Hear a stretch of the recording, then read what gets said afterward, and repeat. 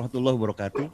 Kolega Ngupi Nation dimanapun berada, kembali lagi bersama saya, Presiden Ngupi Nation, Yana S. Hijri. Saya tidak sendiri, pada hari ini ditemani oleh 3 orang pembicara, yang di studio saya ditemani oleh, saya biasa memanggilnya Kang Jaka. Nama beliau, nama lengkapnya adalah Zakaria Ahmad.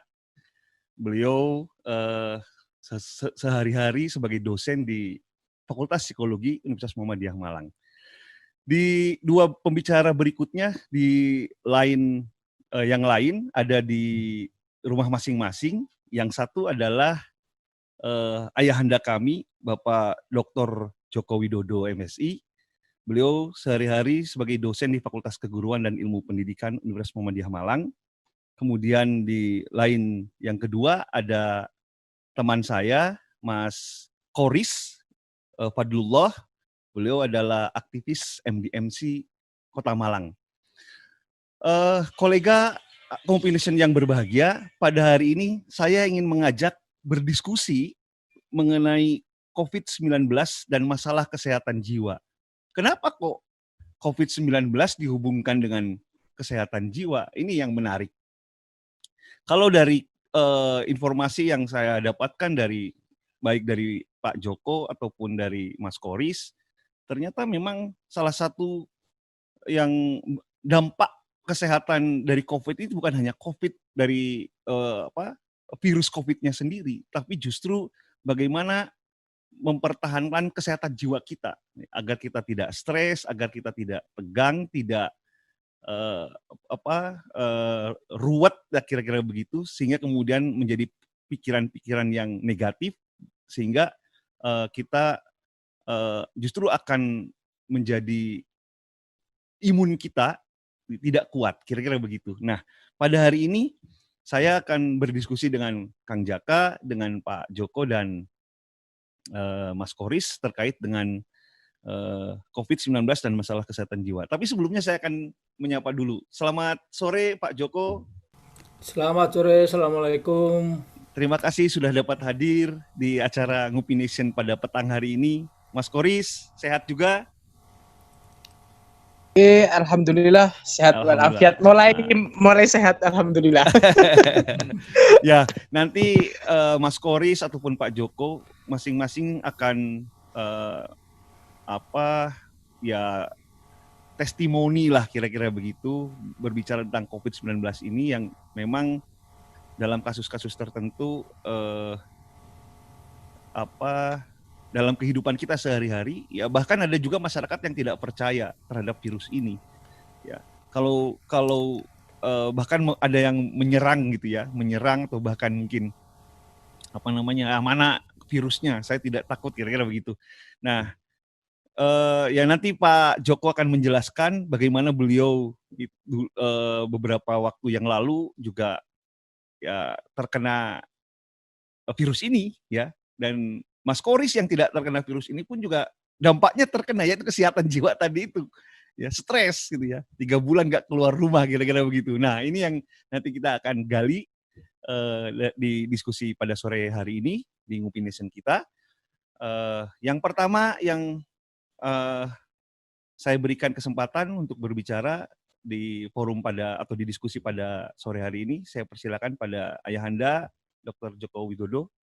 Kami persilakan 10 menit saya berikan kesempatan kepada beliau. Monggo Pak Joko. Terima kasih.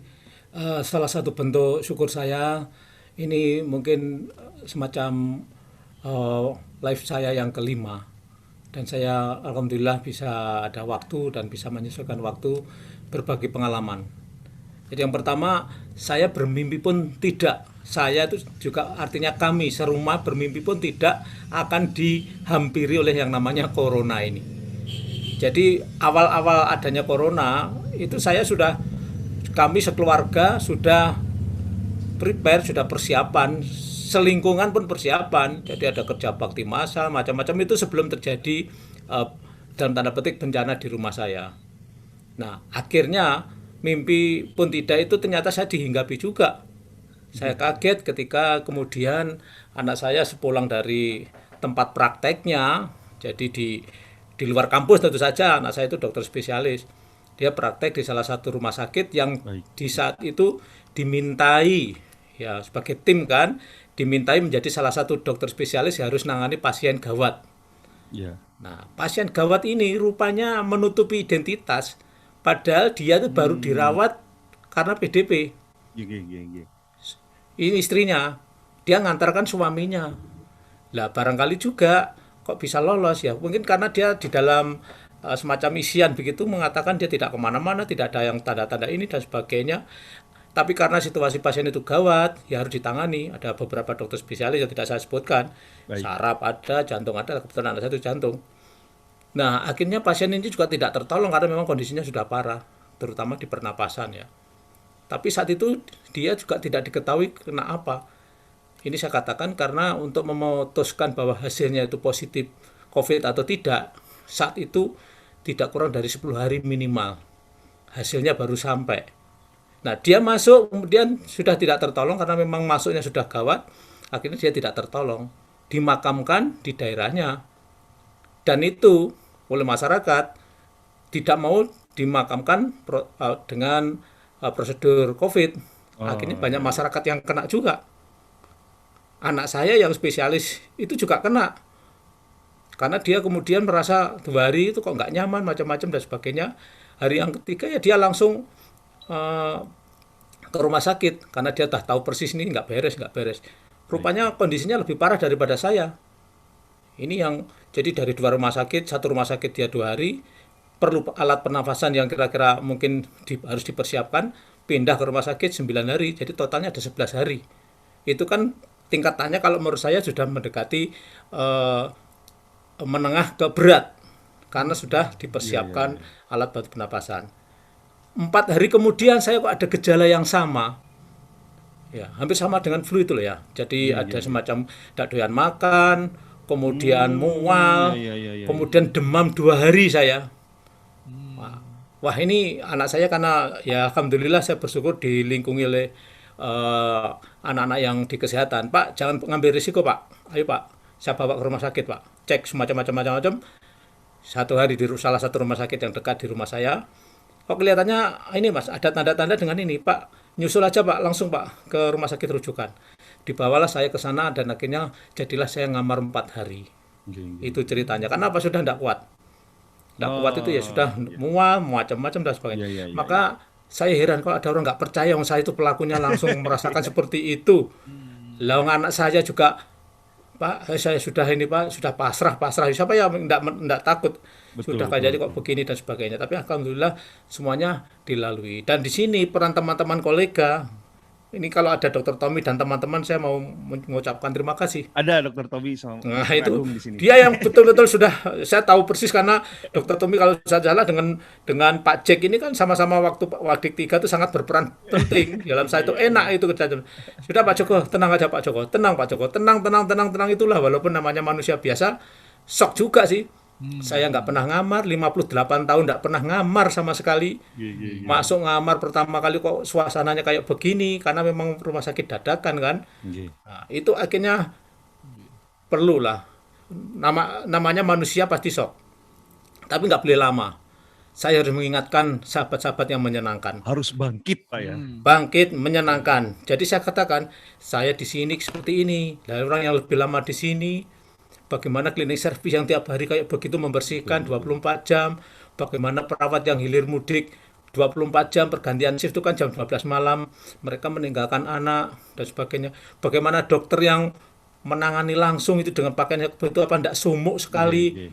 Jadi saya lebih baik menyalahkan diri sendiri daripada orang lain dan akhirnya saya tenang, saya enggak ada apa-apanya. Dan keyakinan saya ini mungkin cara Allah menunjukkan saya mengurangi dosa saya, memberikan perenungan, itu membuat saya harus bisa berbagi dan insya Allah kalau saya lolos dari ini saya akan berbagi pengalaman dan itulah yang terjadi. Di Ngopi Nation kali kelima. Kelima. Waduh. Betul. Jadi alhamdulillah yang penting itu kita berbagi optimisme. Tapi jangan meremehkan karena menurut saya ada 3 tipe ini untuk COVID ini.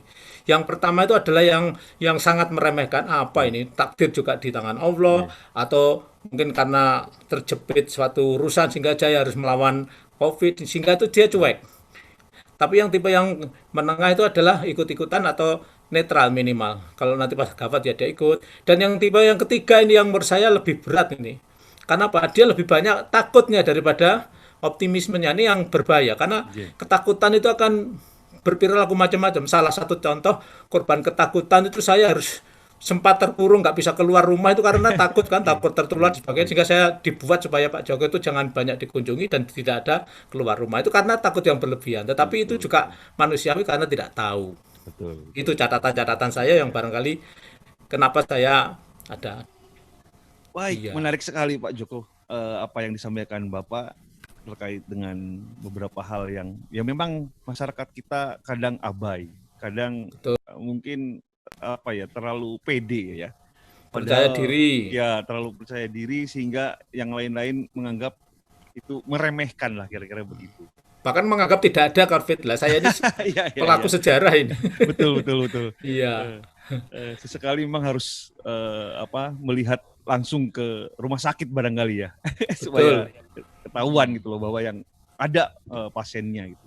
Ya Baik, mampir terima aja kasih. sebentar aja Iya betul Pak ke Joko. rumah sakit. Terima kasih. Ini yang kedua, ini ada Mas Koris ini. Selama 3 bulan ini. Kenapa Mas Koris ini? Kok bisa itu loh? Beliau ini kan mahasiswa PIKES Pak. Fakultas Ilmu Kesehatan ini. Lah penyakitnya kok psikosomatis ini. Ini gimana Mas Koris? Apa ceritanya itu? Monggo Mas Koris silakan kira-kira. Apa yang bisa disampaikan pada teman-teman kolega Ngopi Nation? Monggo Mas Koris. Baik, bismillahirrahmanirrahim. Assalamualaikum warahmatullahi wabarakatuh.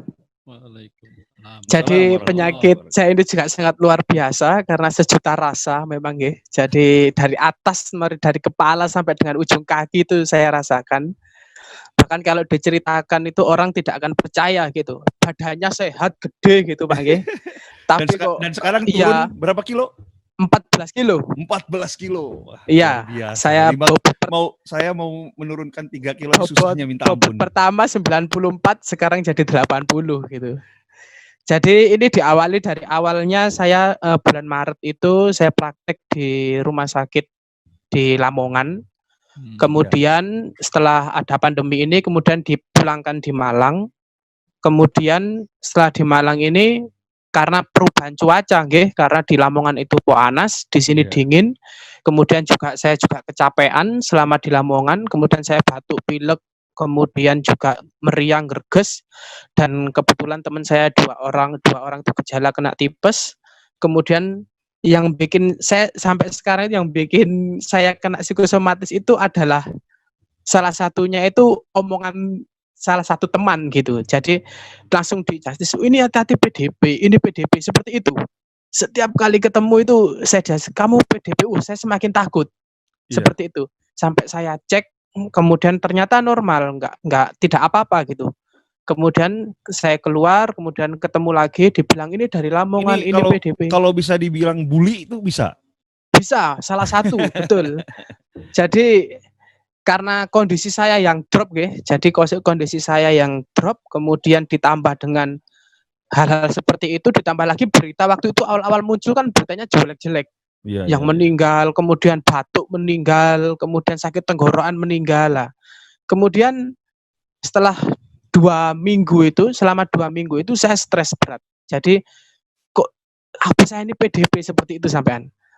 Kemudian sampai asam lambung ini naik. Awalnya saya tidak tahu kalau itu asam lambung. Karena gejalanya sesek kemudian pusing kemudian di dada gitu ya. Di dada kemudian di tenggorokan juga. Bukan sakit, cuma seperti iritasi seperti itu, tapi nggak sampai sakit. Kemudian juga di badan itu lemes, keringet dingin. Pokoknya macam-macam. Kemudian sampai saya overdosis obat itu 2 kali. Overdosis obat. Saya overdosis obat itu 2 kali karena kecemasan tadi. Saya kok sesek, langsung saya beli nebulizer karena saya sebelumnya punya riwayat asma. Seperti itu. Kemudian saya nebul, ternyata overdosis. Ya mungkin karena kandungan nebul itu ya mungkin bukan karena seseknya bukan karena asma saya, tapi karena psikosomatis itu tadi. Nah ternyata seperti itu. Kemudian saya memberanikan diri untuk periksa ke poli penyakit dalam waktu itu di rumah sakit kampus ini. Setelah saya memberanikan diri, kemudian dibuka mulut saya, permisi Mas ya, saya lihat. Ternyata kata dokternya, ini asam lambung Mas, naik sampai mulut gitu. Wow. Waduh, saya gini, asam lambung ya Bu? Iya ini asam lambung gitu. Saya sudah takut dan lain-lain, langsung didiagnosa GERD. Jadi gastroesophagus reflux itu, jadi sampai asam lambung ini naik sampai ke kerongkongan sampai naik Tapi karena kelebihan. masanya corona, lalu kemudian Terpikir tentang kepikirannya corona. corona saja begitu ya? Iya, kepikirannya itu terus. Selama 2 minggu itu di rumah itu saya diem ya, kayak orang apa ya, kalau dalam keperawatan jiwa, kebetulan saya juga mahasiswa keperawatan nggih. Jadi seperti orang isolasi sosial. Jadi mau keluar itu takut, di dalam rumah terus itu juga sumpek seperti itu. Jadi ada orang batuk takut, ada orang bersin takut, seperti itu. Nah, kemudian Dan itu benar-benar takut itu ya? bener-bener takut. Itu sudah kayak orang stres, bahkan orang tua itu sampai bingung. Anakku ini kok kayak orang stres gitu. Langsung makan menurun, kemudian macam-macam pokoknya sampai berat badan saya itu menurun drastis. Jadi selama 3 bulan itu apa trik dan tips yang Mas Koris lakukan untuk mengurangi? Untuk selama 3 bulan ini, yang pertama itu kurangi berita-berita yang jelek-jelek. Kemudian kalau memang ada grup, bahkan biasanya berita sekarang kan teman-teman, memang jelek-jelek ya? iya itu di lockdown semuanya pokoknya. Yang bikin hal-hal yang buruk itu diganti dengan seperti ceramah tentang nikmat-nikmat Allah seperti itu. Kemudian tujuan hidup, mendekatkan diri pada betul. yang kuasa. Iya Pak, karena itu saya akui sendiri bahwa penyakit ini memang psikosomatis ini Masya Allah ya, jadi 100, saya dibalikkan sama Allah, jadi dibalikkan itu yang awalnya saya orangnya periang, kemudian saya akhirnya jadi tidak periang. Saya orangnya yang berani Pak Yana tahu sendiri nggih. Saya orangnya yang berani, akhirnya saya menutup diri. Ada juga yang nggak berani. Apa Pak? Sama perempuan kayaknya nggak berani masih gini. Iya Pak, itu masih ketir-ketir aja. Nah, Masya Allah, jadi yang awalnya saya sholat juga itu kadang mengulur waktu, akhirnya sekarang tepat waktu. Kemudian sholat sunnah diperbanyak, zikir keluar pun saya pun berzikir Pak. Ya jadi buat teman-teman yang di luar, ternyata bukan cuma saya, banyak Pak ibu rumah tangga juga itu. Ibu rumah tangga itu juga asam lambung gara-gara saya lihat mendengarkan sekilas di radio itu banyak yang sariawan. Sariawan itu adalah salah satu faktor dari lambung. Iya, asam lambung betul, nggak sembuh-sembuh. Dan ternyata banyak ibu-ibu atau mungkin saudara-saudara saya yang di luar sana mengalami hal yang sama dengan saya, bukan hanya saya saja. Dan saya bersyukur diberi seperti ini dari mungkin dari teman-teman saya, banyak teman-teman saya ternyata saya yang diberi seperti ini. Akhirnya saya bisa merasakan, Masya Allah, sakitnya seperti ini memang yang dirasakan diri sendiri, orang lain tidak akan tahu merasakan seperti sama apa. Dengan Pak Joko ya. Pak Joko jelas COVID itu. Iya. Itu tadi, jadi pokoknya kemudian makan itu setiap 2 jam sekali Pak. Karena kalau badan sudah mulai lemes, itu otomatis harus makan setiap 2 jam sekali minimal 10 suap. Kemudian ditambah air gula karena akan kurang glukosa, karena otak ini kan berpikir terus Pak. Betul. Mikir yang takut-takut terus. Mikir yang jelek-jelek tadi itu ya. Iya betul, karena setiap hari mikirnya itu. Saya itu dulu mudah lelah, mudah capek, keringat dingin. Sekarang pun masih keringat dingin, tapi saya buat santai seperti itu. Jadi harus minum air gula. Setiap kali sesek juga, sesek inilah itu harus minum air gula. Jadi ketika pada penderita psikosomatis Pak nggih, jadi karena otak ini butuh energi seperti itu. Karena energi yang kita habiskan buat mikir hal-hal yang buruk-buruk itu. Betul. Jadi perbanyak zikir juga. Jadi pola pikir itu harus yang pertama. Ya betul, pola pikir. Betul, tidak ada satu helai daun pun yang jatuh itu atas takdir Allah seperti itu. Ya, jadi memang kita harus berserah diri kepada Allah. Jadi memang harus berani. Nah ini untung saya yang mengalami Pak, karena saya masih posisi belum ada tanggungan. Lah kalau saudara-saudara saya yang punya istri, punya anak, kemudian mengalami hal yang sama seperti saya, kemudian sama dengan seperti saya takut di rumah terus. Lah, terus bagaimana gitu nanti? Nah, seperti itu. Belum lagi orang-orang yang mungkin tetangganya ada yang kena wabah, kemudian psikosomatis juga. Lah, itu juga harus harus kita pikirkan, karena kadang luput hal-hal seperti ini Pak, karena betul. nggak kelihatan. Dia memang dari segi jasadiannya dari segi lahirnya sehat, Sehat. tapi dari segi pikirannya karena psikosomatis Ya, itu 90% itu pikiran itu tadi yang negatif, yang buruk tentang hal-hal yang jelek-jelek, entah itu trauma di masa lalu maupun trauma yang seperti yang saya saat ini alami tentang wabah, dan yang 10%-nya itu adalah berdampak kepada fisik Ya. semuanya dari kepala sampai bawah. Oke. Seperti itu. Oke, luar biasa sekali ini Mas Koris, testimoninya, ya, ceritanya, informasinya, termasuk trik dan tipsnya ini. Semoga kolega Ngopi Nation pada petang hari ini bisa mendapatkan hikmah dari tadi apa yang disampaikan oleh Mas Koris dan Pak Joko. Nah, ini sekarang ke Pak Jack ini. Ini memang yang luput dari tim kesehatan, saya tidak tahu ya, tim kesehatan atau tim COVID seringkali luput justru memang lebih banyak fokus ke COVID-19-nya saja ini. Padahal di luar itu orang mungkin karena banyak WFH yang anak SD, SMP, SMA, bahkan ada yang nangis-nangis karena ingin sekolah. Itu mungkin juga gejala-gejala yang dalam konteks kesehatan jiwa sudah mempengaruhi mereka karena kehidupan mereka sudah tidak normal lagi. Gitu. Yeah. Nah ini bagaimana Kang Jaka? Ya, memang diakui oleh semuanya COVID ini dampaknya kemana-mana, tidak hanya ke medis, kasus medis, tapi berdampak sangat luas kemana-mana. Tidak hanya psikologis, tapi juga sosial, bahkan mungkin budaya, ekonomi, dan seterusnya. Karena memang salah satu yang harus dilakukan dengan COVID yang belum diketahui dengan jelas, yang persebarannya bisa dengan begitu cepat tanpa terlihat, seperti tadi yang Pak Joko alami, kan sama sekali tidak menduga bahwa ternyata juga terkena. Nah, sudah diupayakan oleh dalam hal ini pemegang otoritas supaya menerapkan protokol-protokol sejak awal dulu kan, makanya sampai ada perdebatan yang luar biasa antara maunya lockdown atau karantina wilayah atau PSBB, termasuk dampaknya kepada politik gitu kan. Banyak kebijakan lah yang ingin dibuat. Ya, dan saya kira pengambil kebijakan, pengambil keputusan memang harus mempertimbangkan banyak hal terkait sebuah keputusan yang akan dipilih itu. Kalau memang menerapkan lockdown nanti akan seperti apa, karantina wilayah seperti apa, PSBB seperti apa, dan saya kira itu semua juga sudah diperhitungkan. Gitu. Nah, dengan adanya perubahan yang luar biasa itu, termasuk misalnya pengambilan keputusan PSBB itu kan luar biasa, orang nggak boleh ke sana kemari, berboncengan, naik motor nggak boleh dan sebagainya. Itu pasti akan memberikan tekanan secara psikologis kepada masyarakat yang mengalami. Nah, beberapa penelitian menunjukkan, karena ini juga dialami tidak hanya di Indonesia, saya tadi sempat browsing-browsing sebentar beberapa jurnal, ada penelitiannya survei di Bengali Barat, India, itu dihasilkan bahwa terkait dengan adanya COVID itu 71,8% orang merasa khawatir.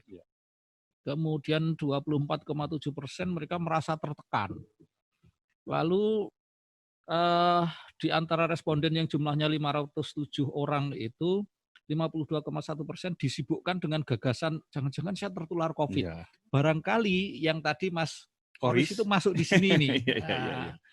Kemudian ada 21,1% berulang kali berpikir untuk menguji diri mereka untuk keberadaan COVID-19 meskipun dia tidak mengalami gejala.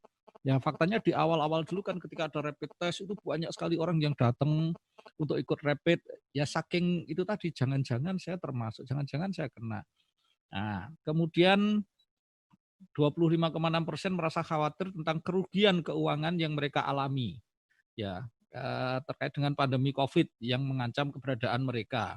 Dan kemudian ada yang merasa sulit menyesuaikan diri dengan rutinitas baru.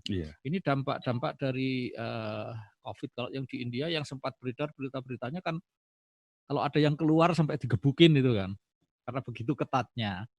Nah, kemudian penelitian lain yang dilakukan di Tiongkok ini dengan 2.993 responden yang berusia di atas 18 tahun, ditemukan bahwa masalah kesehatan mental yang lebih sedikit juga dikaitkan dengan paparan yang kurang intens melalui media.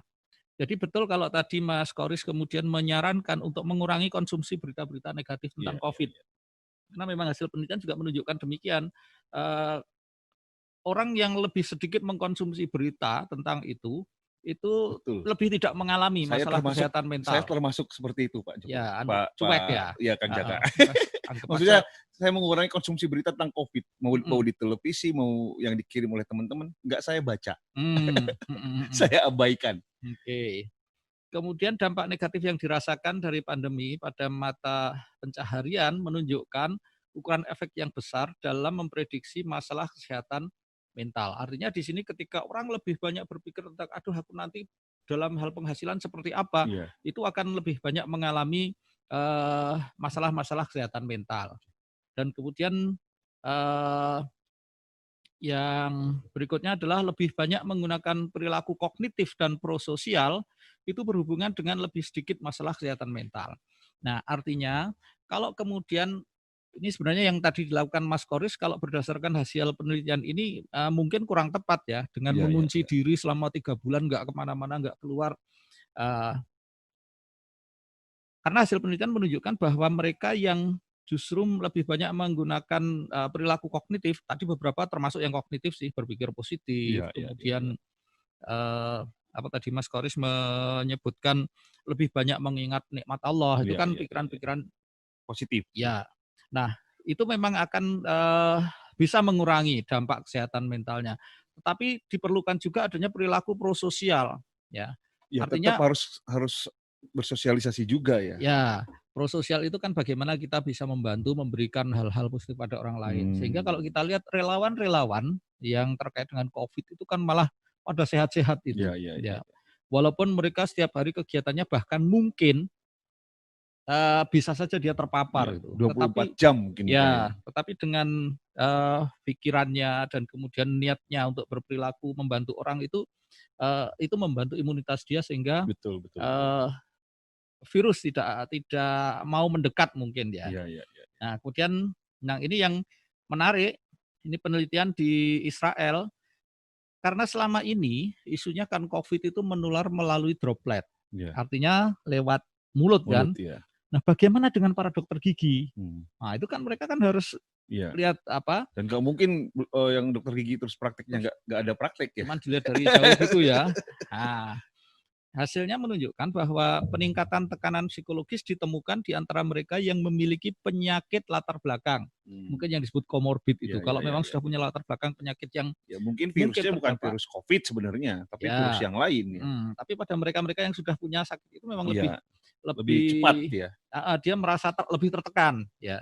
Kemudian pada Oh, iya. mereka yang lebih secara kesehatan jiwa lebih tertekan dia ya. ya, Iya, juga iya. mereka yang merasa takut tertular itu juga akan lebih Iya. tertekan. Ya.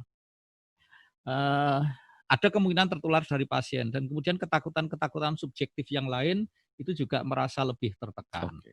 Nah, lalu hasil yang lain dari penelitian ini dengan 338 responden, yaitu para dokter gigi dan ahli kesehatan gigi, itu menunjukkan bahwa tekanan psikologis yang lebih rendah itu terkait dengan hubungan yang berkomitmen dan memiliki skor efikasi diri yang lebih tinggi. Oke. Artinya pada mereka-mereka yang punya kepercayaan diri, punya rasa bahwa saya mampu menghadapi situasi itu, maka mereka tekanan psikologisnya cenderung lebih rendah dibanding yang lain.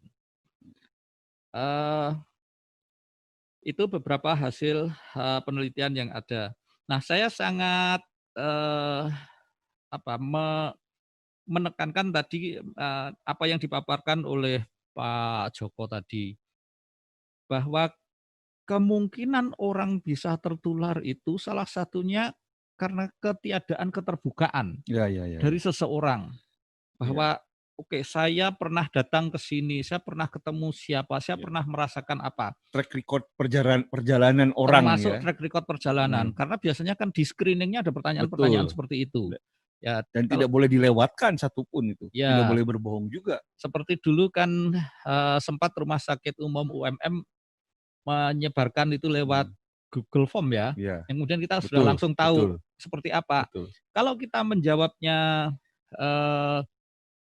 seperti apa adanya, kita wajib percaya dengan itu. Iya. Tapi kalau kemudian kita menjawab dengan menutup-nutupi saya habis dari mana dan sebagainya, itu perlu dipertanyakan.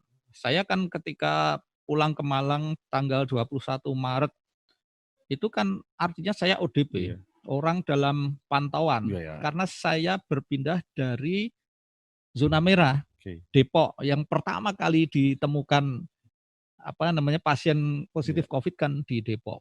Dan saya pulang ke Malang, kebetulan sekali rumah saya di Sengkaling. Iya.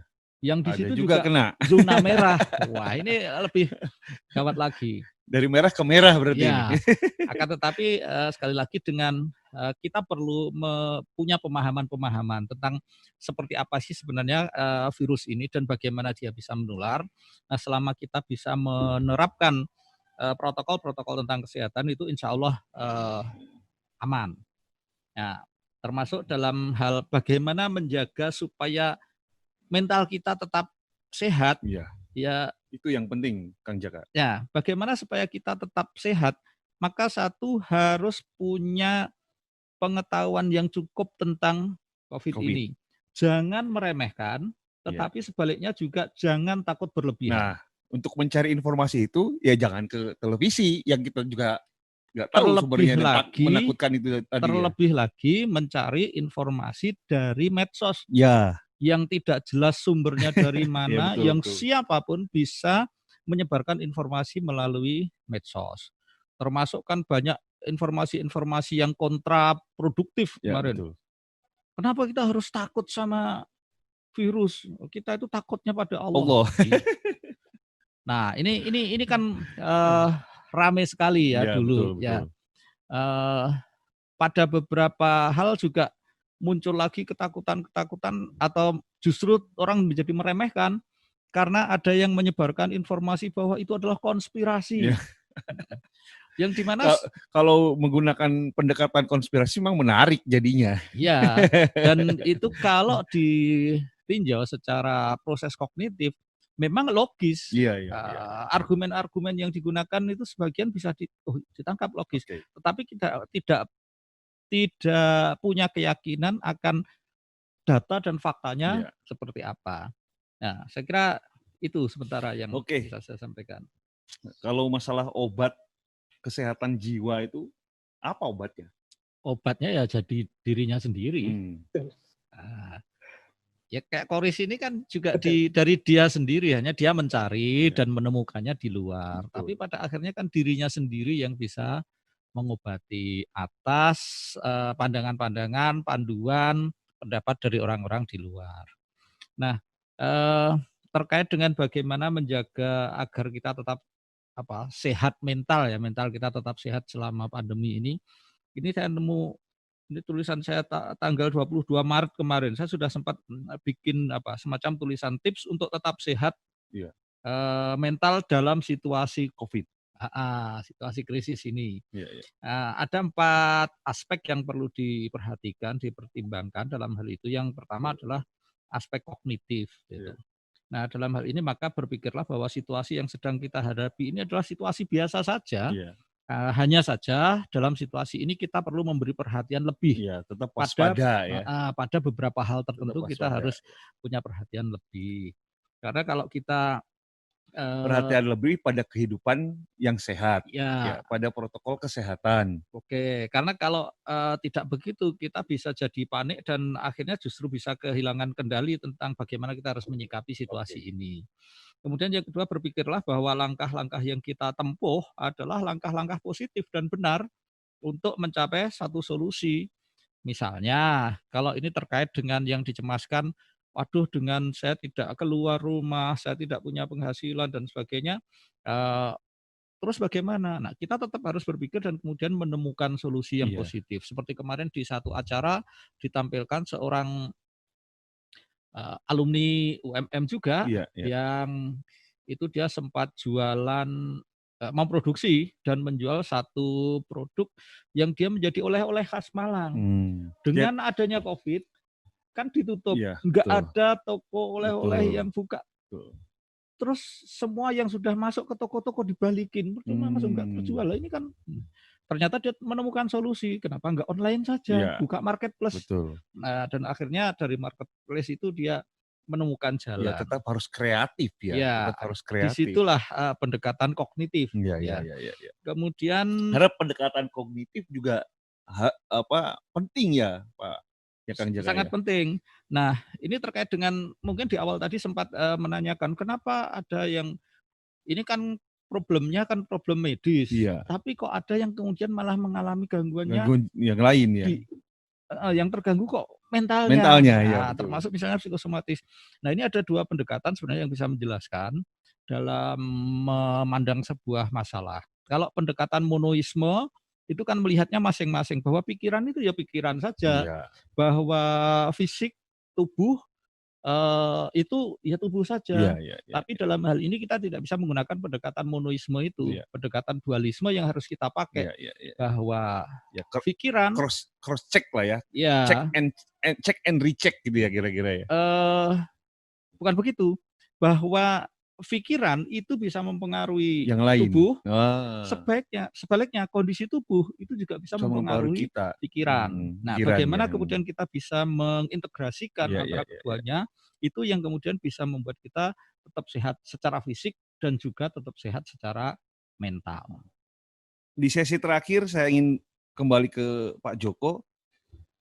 Apakah setelah kemudian dirawat beberapa hari, kemudian setelah kembali ke rumah, kemudian juga ada 20 hari setelah itu untuk isolasi mandiri, dan sampai dengan sekarang, apakah masih berhubungan dengan dokter atau rumah sakit, Pak Joko? Ya, terima kasih.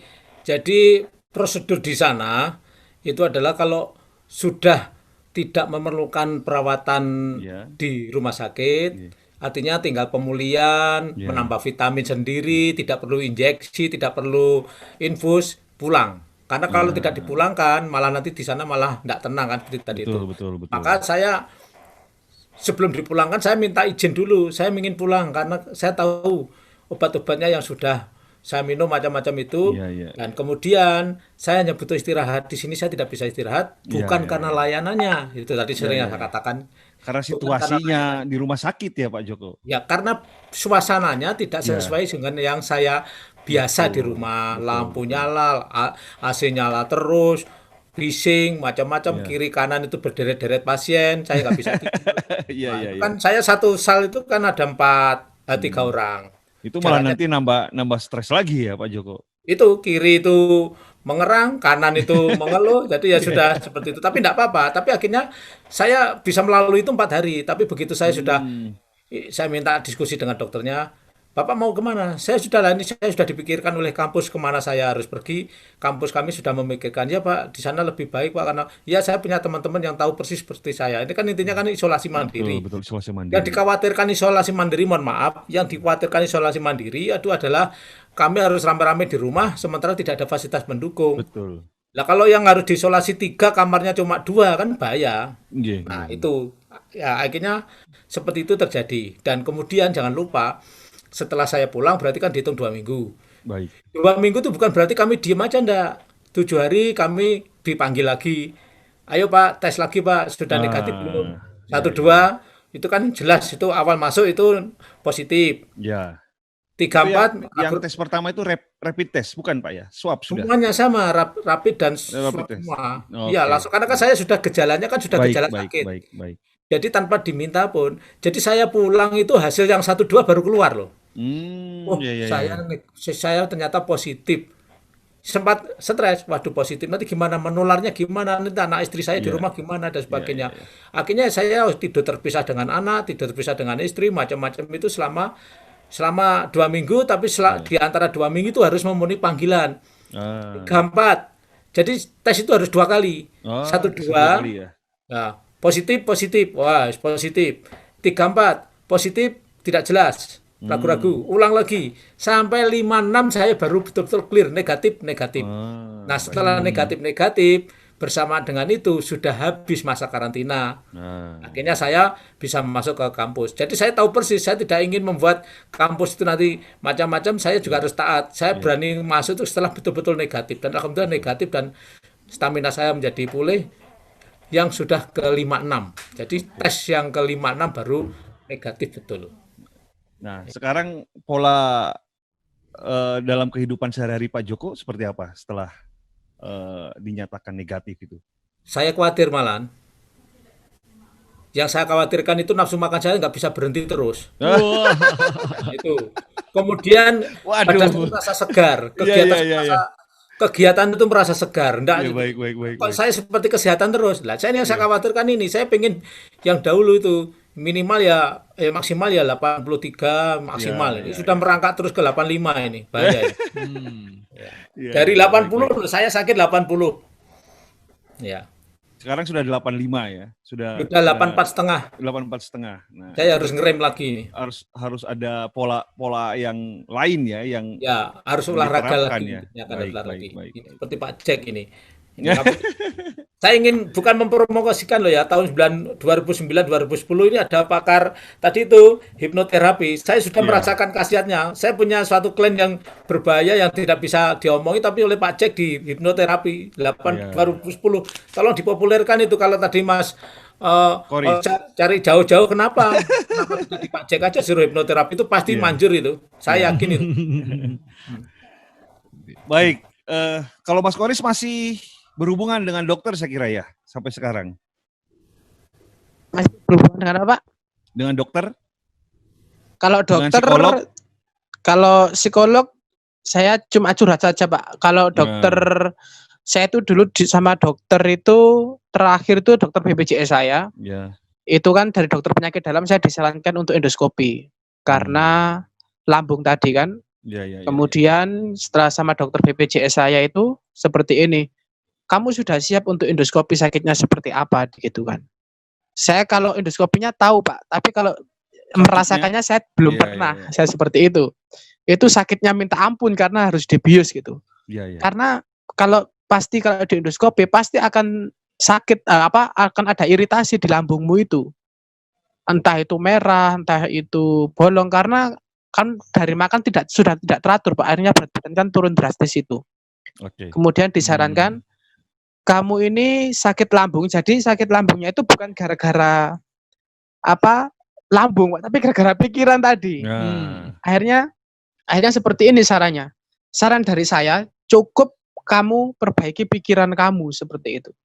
Akhirnya betul ternyata ketika saya mengontrol pikiran ini, ya nggak panas Pak asam lambung ini Pak. Tapi kalau sudah saya dapat berita buruk gitu Pak ya, kemudian tentang wabah. Justru pikirannya ya, bukan makanannya kan ya. Iya betul Pak, betul iya.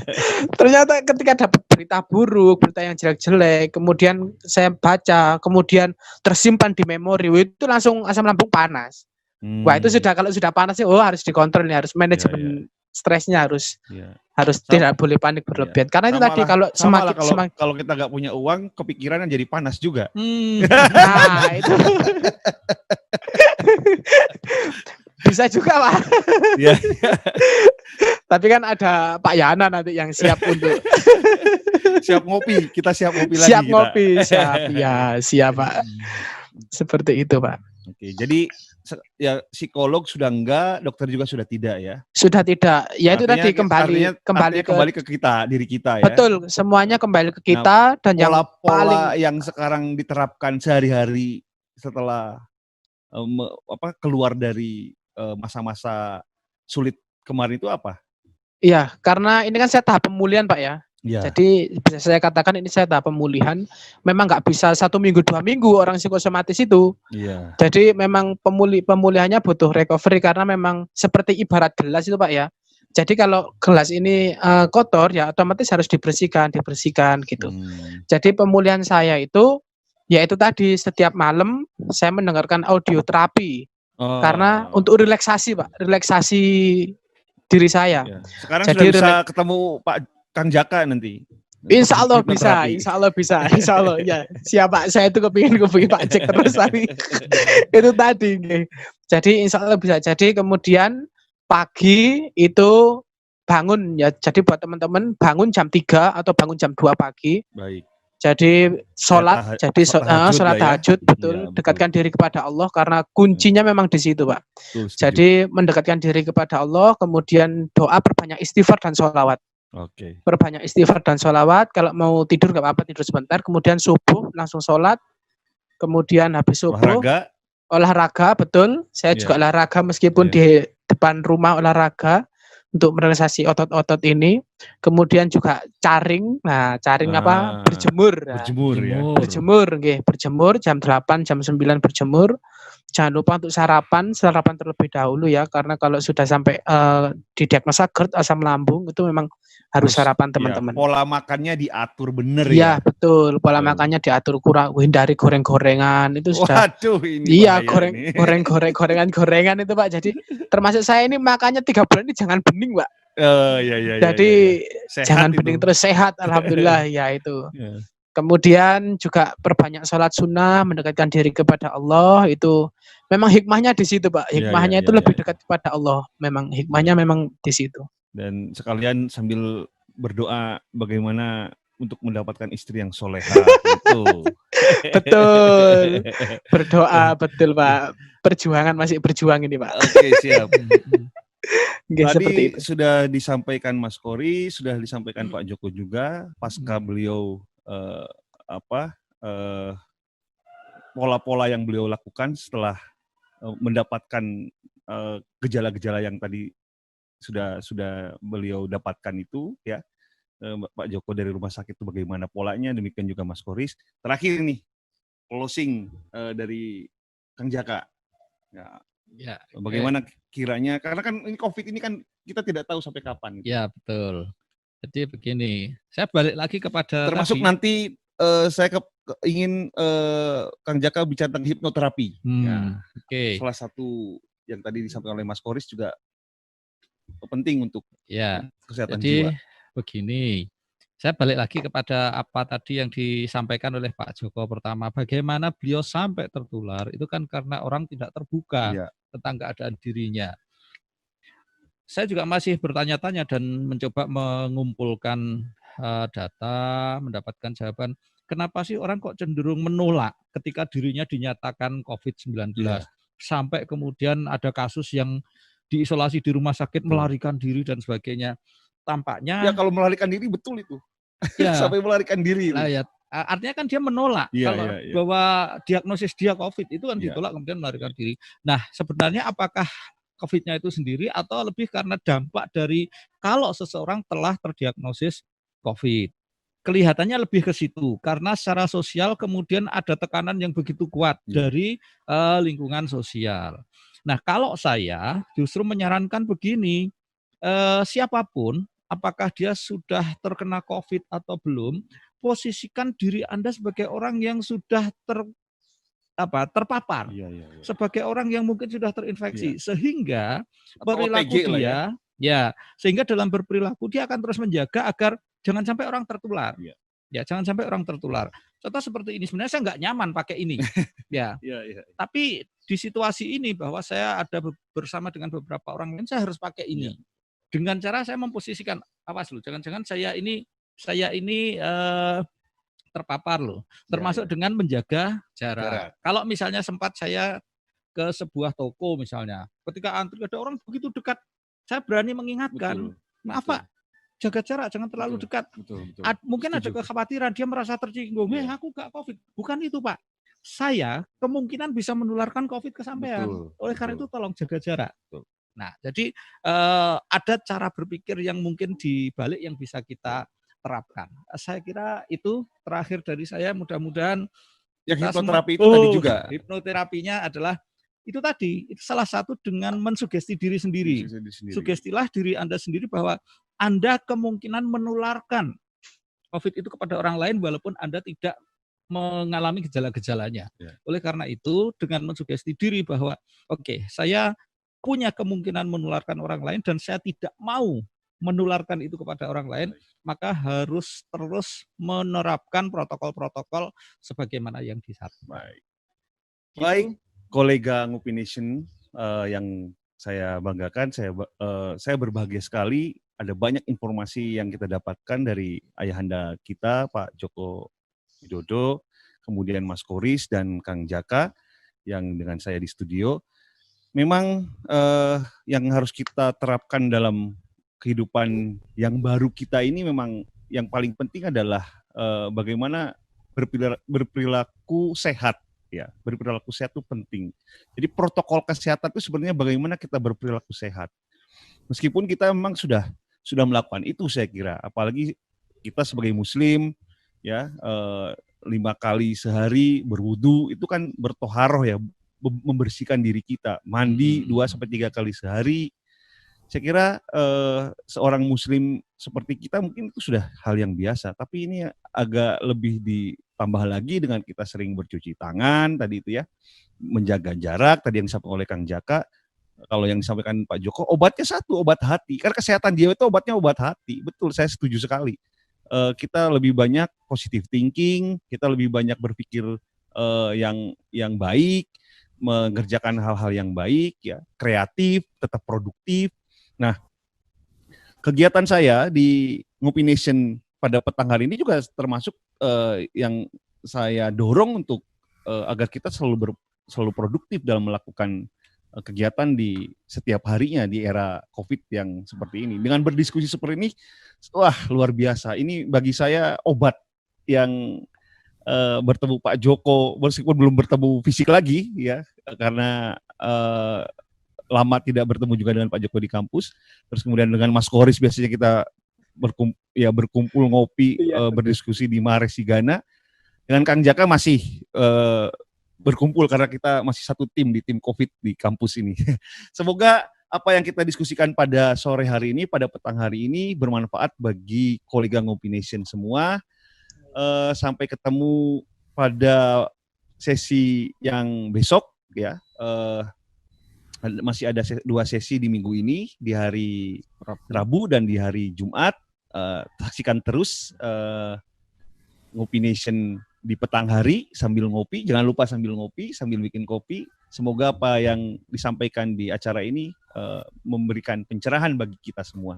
Terima kasih Pak Joko telah ikut beserta kami di sini. Mas Koris telah berbagi cerita kasih, banyak. Pak Yana, Pak Joko, semoga Pak ini semoga teman-teman mendapat hikmah dari acara ini. Terima kasih Kang Jaka yang menemani saya di studio Lab Ilmu Pemerintahan. Sampai ketemu besok hari Rabu dan hari Jumat. Terima kasih Pak Joko, Mas Koris dan Kang Jaka. Saya tutup. Billahi taufiq wal hidayah. Assalamualaikum warahmatullahi wabarakatuh. Waalaikumsalam.